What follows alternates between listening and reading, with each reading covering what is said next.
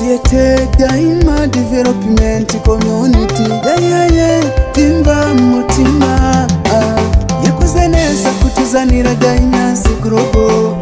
Harabavyumva nk'umugani nk'uyu bakaburira aho abandi bakiriye. Dynasty Global nukuri yaziye igihe, amagara meza n'iterambere yaje kutugira bashasha. Uwayimenye aguma atera imbere, imuha umwidegenjo mu by'ubutunzi. Banguka nawe nshuti ntusigare inyuma, jana n'ibihe ntusigwe n'amajambere. Kaze muri Dynasty Global. Dynasty Global ni ishu, Dynasty Global n'umuco mu iterambere. Karibu nawe ugira amagara meza, uronka umwidegenjo mu by'ubutunzi. Dynasty Global, Dynasty Global, Dynasty Global, Dynasty. Muri Dynasty Global ibyiza ni byinshi, Yamararo Center yaje aragahebuza. Igisubizo ku bakitswe n'amagara, ifise ubushobozi bwo kurema no gusubiriza uturemangingo maze umubiri ukaba mushasha.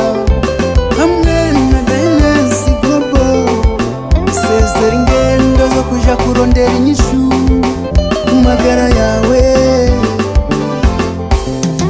Dynasty Global ni inyishu, Dynasty Global n'umuco mu iterambere. Karibu nawe ugira amagara meza, uronka umwidegenjo mu by'ubutunzi.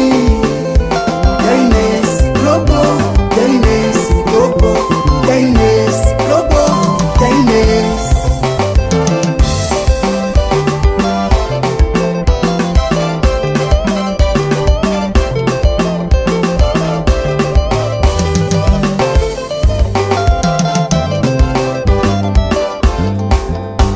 Dynasty Global ikora ibikora inka, yigisha kwitwararika gukorera hamwe.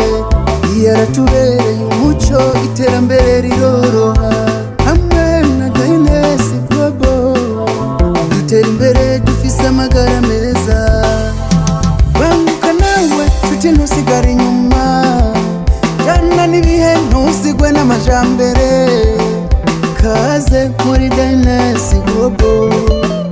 Center ire mu turemangingo, Urbanism igabanya umubyibuho, Triple Root ifasha ku bibazo by'abagabo, Asagat komeza ubudahangarwa bw'umubiri, Lift Max ikemura ibibazo ku bakenyezi, AC Blue igenzura isukari mu mubiri, Collagen ifasha ibibazo by'amakonyera.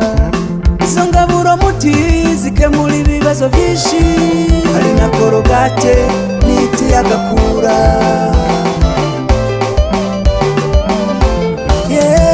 Dynasty Global ni ishu, Dynasty Global n'umuco mu iterambere. Karibu nawe ugira amagara meza, uronka umwidegenjo mu by'ubutunzi. Dynasty Global, Dynasty Global, Dynasty Global, Dynasty. Tanti Haroti, our Dynasty Global CEO from Malaysia, who is ushered the extraordinary Rose Center and the others high products. Tanti Charuchima, who brought this initiative in Africa. Tanti CEO of Burundi for Station Way, promptly linked this initiative in our country. Thanks all readers for teaching Burundians to work together for development. David Nindemesha, member of Dynasty Global Burundi.